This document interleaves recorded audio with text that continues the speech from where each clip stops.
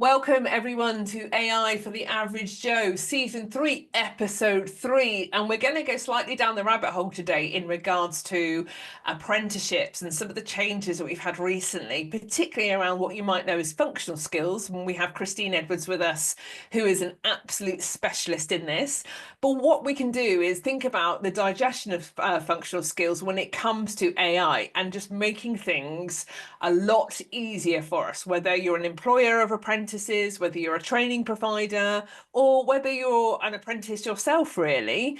So without any further delay, I'm going to hand you over to Christine, who's going to give us a little bit of an intro about herself. And then Christine's going to kindly share with us some of the work that she's been doing in this space. Hello, Christine. How are you? I'm great, thank you, Erica, and good morning, Hayley, as well. It's really great to be here, and thank you for inviting me to share my thoughts. I think for me, I came into apprenticeships in 2003 as an assessor, and at that point, I was ignorant of everybody's basic level of maths and English, and kind of as I know now, stupidly thought that everybody had the same level of maths and English ability that I had, and quite quickly realised that that wasn't the case, and that my maths and English ability was actually a little bit above where a lot of people were.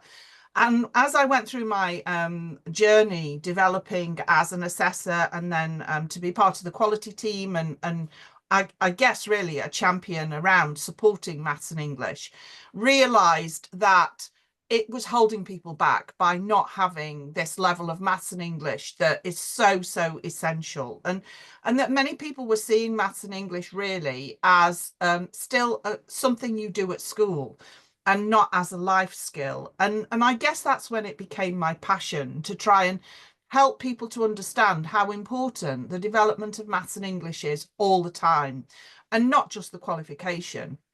And so the announcement around maths and English no longer being mandatory was really disappointing, because it almost said that maths and English don't matter. And that's not the case at all.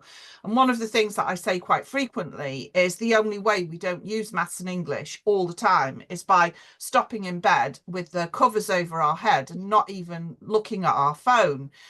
And then somebody pointed out, but if you're trying to go to sleep, you might count sheep, and that's still maths as well, which, Isn't it? which I thought It's was very true. really Or you could pertinent. be talking in your sleep, so there's Your the brain never listening switches right off. there. Yeah, it's bonkers, isn't it? So Yeah. anyway, and so I think, where I've been doing quite a lot of work around contextualizing and helping providers, and more so the vocational tutors, understand how easy it is to contextualize maths and English and find those nuggets that will really validate the importance of these skills for their apprentices. With this announcement, it's become even more crucial, because I can see that those learners who are really the most needy of that development and those qualifications, to help them not just in their apprenticeship but in their life generally, that those are the ones who are probably not going to be doing it. And I think that is going to have a massive impact, not just on them, but on their ability to be effective in their role. And there's so much research around, those people who don't have the levels of maths and English that they need, which is deemed level 2 to be the minimum, that they lose on average £460 a year because they can't achieve those higher levels. And the way that the whole economy is now in the world, and all the rising costs constantly, every pound that people can earn as extra is really significant. So I just think it's so important. And so it's really around the messaging and how we can help people see easily, because there is that pain point. Lots of people don't know how to find that maths and English. And when they can use AI to quickly connect with that maths and English, then that's going to make that massive difference, I think. And it's how we can get that message out. And Yeah. make it easy. Definitely. And you've touched on so many things there, Christine, because you've talked about that perception. And I think that perception has always been a challenge, hasn't it, in what you do, from what I understand. And I'm quite naive, to be honest. I don't have a huge amount of experience in this space, but I can see how the words maths and English everybody has a perception of what that means. So you've got that as a challenge. But now the fact, take away the mandatory element, and it's like, well, hey, you know, I don't have to do this now, and I don't like it, and I don't enjoy it, and it's not useful to me. So I guess for some it's kind of, you know, oh no, we really wanted it in there from a life skill perspective, and for others it's like, brilliant, we don't have to include it now in apprenticeships. And you know, you mentioned in there as well that the lack of skills is really holding people back. So you know, that is going to have a big impact, isn't it, if it's just taken out completely? What do you think the reasons for people and in organizations and providers just removing maths and English? Why do you think people would just remove it rather than crack on and integrate it anyway? Well, one of the common things, I mean, there are some people who they are really being held back from completing their apprenticeship because of the assessment part of the functional skills. And there are aspects of some of the assessment that are very, very challenging, and some people just can't get past that hurdle, yet they're very, very confident in their role. But those people who've taken the opportunity to develop their maths and English and try to pass the test, they are further ahead than people who were just not doing it at all. And so they do still have some level of development. It's those who are just dismissing it. And I think one of the real challenges, especially in certain sectors, because maths and English stand outside the apprenticeship and they're funded separately, it doesn't count as part of off the job. And so there is the off the job learning within the apprenticeship, and then maths and English for those who have to do it. And so employers, because they don't understand the value within their businesses, and it's a whole cycle really. If the apprenticeship provider doesn't communicate effectively to the employer the value of maths and English, and it's almost an apology, which sometimes it is, oh, I'm really sorry, you're going to have to do your maths and English, it's sending the wrong message. And so if we can send a better, more positive message to employers around, this is why maths and English is important in your business or for this apprenticeship, then they might be more open-minded to allowing their apprentices to actually do maths and English as well. And I think the whole crux of it is really, it's that what's in it for me. You know, what's in it for the employer to allow people to develop their maths and English? What's in it for the apprentice to develop their maths and English? And as educators, the provider's responsibility, in my opinion, is to make sure that the learner gets the best rounded learning experience to help them be the best possible apprentice they can be within their job. You mentioned, oh, sorry, Erica. I was just going to say, I think there's a way, and I know we're going to kind of move on to this now as well, is by using something that perhaps there is more of what's in it for me for employers and learners, such as learning artificial intelligence and digital skills, because we know that's quite attractive for people. There's a lot of curiosity around that. Yeah. Alongside the fact that like AI and digital skills is becoming part of educational curriculum anyway, no matter what qualification you're on. And there's a phrase that I was known for at my time at Specsavers was sometimes you've just got to blend the vegetables in. So sometimes you've got to, you know, I don't have kids myself, but for what I'm told is sometimes you blend the broccoli into the chips or the mashed potato or whatever to make sure the child still has the broccoli. And I think there's a way that you're going to talk about that kind of blends the maths and English, the broccoli, into the mashed potato, which is the AI, and how we can do that as well. Yeah, and I think, you know, sorry, Hayley, did you want to say something? No, it's all right. I forgot what I was going to ask. It will come back to me in a minute. I think you're absolutely right with what you're saying. And with AI, we can do anything. It's just about having that understanding and being clever with the way we're actually asking it. And what I've found over, you know, recent weeks and months is I almost talk to it as though I'm asking an expert, because that's giving me information that maybe it can be clarifying maybe bits and pieces I've got all over the place and giving me a nice summary, or it can be tapping into things that maybe I'm not aware of. So I might not know the finer details of somebody's business, but if they've got a business plan or a mission, vision, and values, then you can use that information in AI to see, okay, this is this organization's mission statement, this is their vision, and this is their business plan. How will maths and English support, and digital skills, because I think that's going to become just as important. It's a legal entitlement now for adults anyway. So it's putting maths and English and digital skills for me in the same space. And I wouldn't be surprised when we see the next inspection framework to see it's even more prominent there as well. And I suppose one of the biggest challenges now is that we haven't got those maths and English experts sat there being able to take this on. So I suppose that leaves a gap now, that it's not mandatory. We haven't got those functional skills tutors teaching functional skills.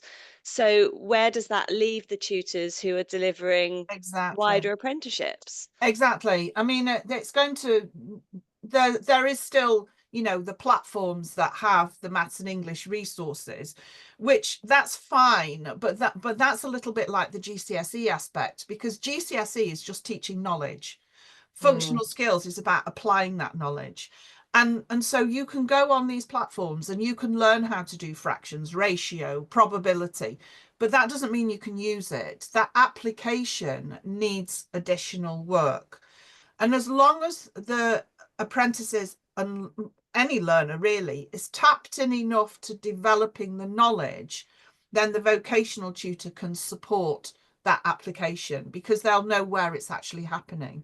Where we've got the real challenges is where we've got perhaps those learnings who've got additional learning challenges for whatever reason, and they, or maybe they are really maths phobic, suffer with maths anxiety. And it's quite sad that it's called maths anxiety, because it's just as relevant for things like giving a presentation, or maybe using a computer effectively, or any kind of operation in the digital space. But unfortunately, it's called maths anxiety. So, you know, I think there is so much there that is an issue and a particular pitfall. And what you're saying about these functional skills tutors, there is already a shortage of maths tutors and English tutors. Digital skills is a completely different subject anyway, and there is a recognition that there is a shortage in those skills as well.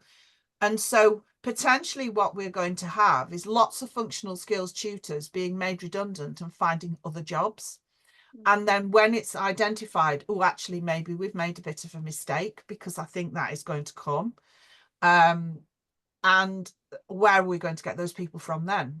You know, because they've gone. It's almost like the manufacturing industry. We don't have those skills anymore. We've lost them. So, and this is where the beauty of partnering with AI, for example, if you're a designer, deliverer, whatever, facilitator, kind of it brings that together, doesn't it? it can help to fill the skills gap. Yeah. So let's have a look then, Christine. Let's hone in on those vocational tutors who are now effectively responsible for integrating maths and English into their wider apprenticeships, and maybe going through how AI can support that role and being able to get to some of these challenges that you're talking about. Yeah, absolutely. Are you okay for me to share my screen? Yeah. Please Okay. So what I'm going to just very, very briefly share with you is something that I've been doing to support how you can connect an apprenticeship directly into finding out some information. And I'm going to use business admin because business admin is happening in so many businesses. It doesn't really matter what industry it is. So it is quite generic, and that's why I think this will be a good one to share. So the first thing I always do when I'm looking at anything like this is I do a search for the apprenticeship standard for that particular apprenticeship. And the reason behind that is because the Institute for Apprenticeships and Technical Education is holding the most recent version. And that's really what you want to be working with. So once I've gone and done the search, you're looking, when you are doing your search, you are looking for the IF8 logo. because you'll get all sorts of things that will come up on your screen, but it's that logo you want because you want to go straight into the standards for the apprenticeship. And all you need to type in is apprenticeship standards for whatever it is that you want, and it will take you straight to it. Now, depending on where the apprenticeship is in its journey, the standards do look a little bit different. So don't be put off if it is that it doesn't quite look like this, because they have been refreshed, but you can find all the information you need. And Christine, this is available to anyone. This is the IPA Absolutely. website, isn't it? Yeah, So this this is isn't the a IFA. specific thing for apprenticeship providers like employers, apprentices, Anyone. curriculum designers, tutors. Anybody can look at this, right? Yeah, absolutely. And going to the Institute website means that you are getting live apprenticeships, because you can see here, this apprenticeship standard is in the process of being revised. So you know that there are changes coming down the track, if you like. So it's really important that you are using the most up-to-date version, because otherwise you're working with something that's historical or maybe isn't even being delivered. So you'll find lots of information on the landing page, which will really help you. And what I'm going to do for this purpose here, you can see that I've highlighted just the first skill, the IT skills. You can highlight anything. I've done occupational profiles. I've done all the knowledge, skills and behaviours, which is all listed on here. But we wanted to have something really quick and easy that I could show you. So just highlighting and directly dropping into ChatGPT that text with a little bit more information. And I've said here, please map this aspect of the business admin level 3 apprenticeship to level 2 maths. And this is the bit here that I've taken from the website. So it's the IT skill, and it just gives the explanation. And so this then has landed that we've got the business IT skills, which have been listed, and then we've got maths links, and that's broken down. You can see here by data handling, using numbers, and also the problem solving. Now, I've not given it anything specific. I've just asked it for level 2 maths, and it's done that without me giving it any specifications or anything. You can upload specifications as well if you want it really detailed, but this is quite low level, and it means that you're getting that nice overview. And then it's given me this example of a mapping breakdown. So for recording and analysing data, which is within the admin IT skill, the maths equivalent would be collecting, recording and interpreting data in charts and tables. So again, you can see how within this apprenticeships area, it's aligning directly. So Chrissy, just so I understand then, what we're saying is that this is kind of two birds, one stone, is it, in regards to not only the evidence for your portfolio, but also the fact you, like the message is you're doing it anyway, you're using maths and English anyway, as part of the apprenticeship work that you're actually doing, which makes that message easier again to hear, doesn't it? Absolutely. And that connects with that's what's in it for me. Yeah. So as an admin apprentice, you are going to be developing your IT skills. And so when you're developing your IT skills and you are recording and analysing data, the math skills you are using as part of that is collecting, recording and interpreting data and charts and tables. So that's why it's important that you know how to do that. And so there's that connection. So then I've asked it to do it for English. Now, I have found that if you do English and maths together, sometimes they can bleed. It's better to ask for just maths, just English, and then ask it for to be merged. So then I've asked it to do the same for English. So again, we've got the admin IT skills listed, and then we've got the English links for reading, writing, speaking, listening, and communicating. And again, then we've got the mapping breakdown. So again, write letters or emails, that's writing clearly and appropriately for audience and purpose. And actually within English, audience and purpose is one of those things that sometimes it's almost like tumbleweed. It kind of gets ignored, and people don't really give it the seriousness that it needs. And you get lots of educators who are saying about learners who use text speak, and they don't use the right level of language. it's about us as educators helping people to understand what they need to use and where. And again, this is really helping to validate that.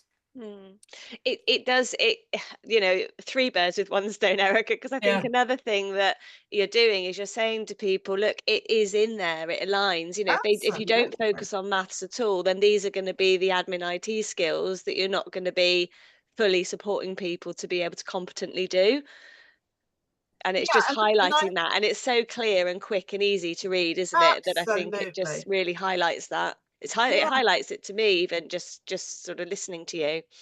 And I think the other thing as well is contextualizing or embedding or whatever you want to call it. It's been something that's been talked about for a long, long time. AI is just helping to make that a lot easier so we can find it without the pain if we're not confident. Or I think one of the things that is really important about maths and English, as I mentioned, that, you know, we use it all the time. We're unconsciously competent of the maths and English that we're using on a regular basis.